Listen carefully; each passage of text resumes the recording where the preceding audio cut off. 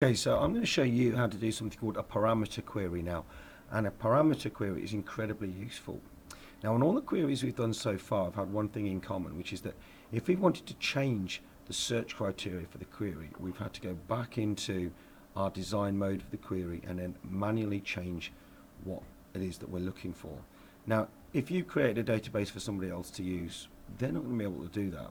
So you need to have a way, a really easy and flexible way of somebody changing what a query will look for without them having to edit the query itself. I'll show you what I mean.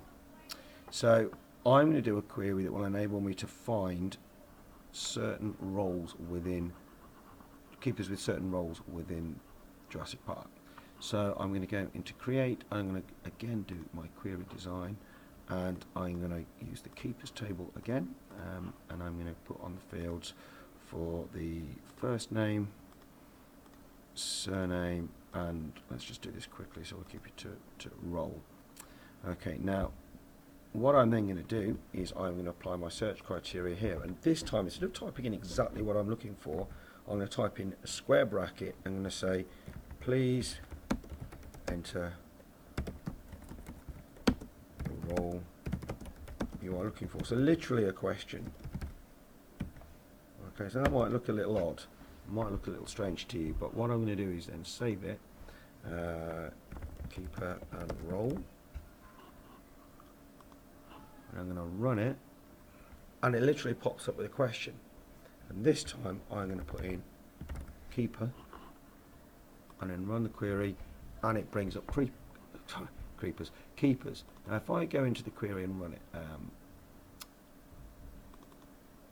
if I go into that query and run it again, if I want to, I can have it so it gives me a completely different result. So let's say this time I want trainee keepers.